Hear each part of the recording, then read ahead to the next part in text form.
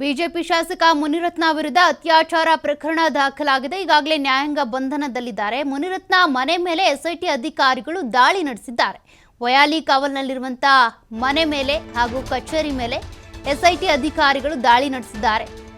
3 ಕೇಸ್ಗಳ ಸಂಬಂಧ ತನಿಖೆ ನಡೆಸ್ತಾ ಇದ್ದಾರೆ ಅಧಿಕಾರಿಗಳು. ಇದಕ್ಕೆ ಸಂಬಂಧಪಟ್ಟಂತೆ ಟೆಕ್ನಿಕಲ್ ಎವಿಡೆನ್ಸ್ ಏನಾದರೂ ಸಿಗುತ್ತಾ, ಡಾಕ್ಯುಮೆಂಟ್ಸ್ ಏನಾದರೂ ಲಭ್ಯವಾಗ್ತಾವ ಅನ್ನುವಂಥ ನಿಟ್ಟಿನಲ್ಲಿ ಇವತ್ತು ಅವರ ಮನೆ ಹಾಗೂ ಕಚೇರಿ ಸೇರಿದಂತೆ ಒಟ್ಟು 15 ಜಾಗಗಳಲ್ಲಿ ಜಾಲಾಡಿದ್ದಾರೆ. ಏನಾದರೂ ಮಾಹಿತಿ ಸಿಗಬಹುದೇನೋ, ಸುಳಿವು ಸಿಗಬಹುದೇನೋ ಅಂತ ಫಾರೆನ್ಸಿಕ್ ಟೀಮ್ ಜೊತೆ ಎಸ್ಐಟಿ ಅಧಿಕಾರಿಗಳು ಬಂದಿದ್ರು. ಎಸಿಪಿ ಕವಿತಾ ಅವರ ನೇತೃತ್ವದಲ್ಲಿ ನಡೆದಿರುವಂಥ ದಾಳಿ ಇದು. ಎಸ್ಐಟಿ ಅಧಿಕಾರಿಗಳು ಏಕಾಏಕಿಯಾಗಿ ಬಂದು ಒಟ್ಟು ಅವರಿಗೆ ಸೇರಿದಂಥ 15 ಜಾಗಗಳಲ್ಲಿ ಇವತ್ತು ದಾಳಿ ಮಾಡಿದ್ರು. ಈಗಾಗಲೇ ಮುನಿರತ್ನ ವಿರುದ್ಧ ಒಂದಷ್ಟು ಕೇಸ್ಗಳು, ಅಂದರೆ ಕೊಲೆ ಬೆದರಿಕೆ ಇರ್ಬೋದು, ಲಂಚಕ್ಕಾಗಿ ಬೇಡಿಕೆ ಇಟ್ಟಿರೋದಿರ್ಬೋದು, ಅದೇ ರೀತಿಯಾಗಿ ಅವರು ವಸೂಲಿ ಮಾಡ್ತಾ ಇದ್ರು ಅನ್ನೋದಿರ್ಬೋದು, ಇವೆಲ್ಲ ಕೇಸ್ಗಳು ದಾಖಲಾಗಿದ್ವು. ಅದಕ್ಕೆ ಜಾಮೀನು ಕೂಡ ಸಿಗ್ತಾ ಇದ್ದಂತೆ ಮತ್ತೊಂದು ಪ್ರಕರಣ ದಾಖಲಾಯಿತು. ಅದು ಅತ್ಯಾಚಾರ ಪ್ರಕರಣ.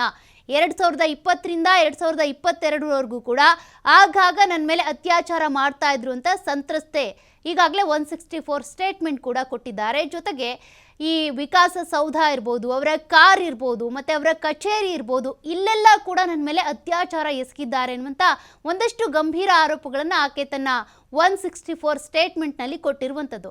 ಹೀಗಾಗಿ ಇದೆಲ್ಲವನ್ನ ಆಧಾರವಾಗಿಟ್ಕೊಂಡು ಈ ಕೇಸ್ಗೆ ಸಂಬಂಧಪಟ್ಟಂತೆ ಏನಾದರೂ ದಾಖಲೆಗಳು ಲಭ್ಯವಾಗಬಹುದಾ, ಟೆಕ್ನಿಕಲ್ ಎವಿಡೆನ್ಸ್ಗಳು ಏನಾದರೂ ಸಿಗಬಹುದಾ ಅನ್ನುವಂಥ ನಿಟ್ಟಿನಲ್ಲಿ ಇವತ್ತು SIT ಅಧಿಕಾರಿಗಳೇನಿದ್ದಾರೆ FSL ತಂಡವನ್ನು ಕೂಡ ಜೊತೆಗೆ ಕರೆದುಕೊಂಡು ಹೋಗಿ ಅಲ್ಲಿ ಒಂದಷ್ಟು ಪರಿಶೀಲನೆ ಕೂಡ ನಡೆಸಿದ್ದಾರೆ. ಏನಾದರೂ ಸಿಗಬಹುದೇನೋ ಈ ಕೇಸ್ಗೆ ಸಂಬಂಧಪಟ್ಟಂತೆ ಅಂತ. ಯಾಕೆಂದರೆ ಮುನಿರತ್ನ ಅವರು ಕೂಡ ತನಿಖೆಗೆ ಸರಿಯಾಗಿ ಸಹಕಾರ ನೀಡ್ತಾ ಇಲ್ಲ ಅನ್ನುವಂಥ ಆರೋಪ ಇದೆ. ಏನು ಕೇಳಿದ್ರು ಕೂಡ ಸರಿಯಾಗಿ ಉತ್ತರ ಕೊಡ್ತಿಲ್ಲ. ಕೆಲವೊಂದು ಕೇಳುವಂಥ ಪ್ರಶ್ನೆಗಳಿಗೆ ಉತ್ತರ ಕೊಟ್ಟರೆ ಇನ್ನು ಕೆಲವೊಂದಕ್ಕೆ ನನಗೆ ಗೊತ್ತಿಲ್ಲ ಅಂತಿದ್ದಾರೆ.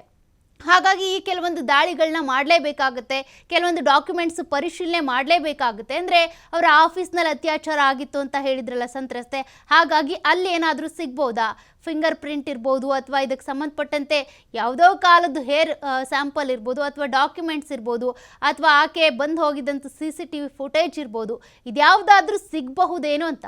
ಇಲ್ಲಿವರೆಗೂ ಕೂಡ ಯಾರು ವೆಯ್ಟ್ ಮಾಡಿರಲ್ಲ, ಈ ಸಾಕ್ಷಿಗಳನ್ನು ನಾಶ ಮಾಡೋದಕ್ಕೆ ಟ್ರೈ ಮಾಡಿರ್ತಾರೆ.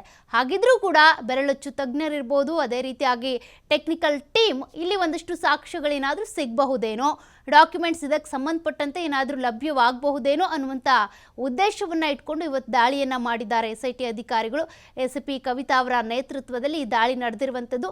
ಏನಾದರೂ ಎವಿಡೆನ್ಸ್ ಸಿಗುತ್ತಾ ಮುನಿರತ್ನ ವಿರುದ್ಧ, ಮತ್ತಷ್ಟು ಅವರಿಗೆ ಸಂಕಷ್ಟ ಎದುರಾಗುತ್ತಾ, ಕಾದು ನೋಡಬೇಕಿದೆ.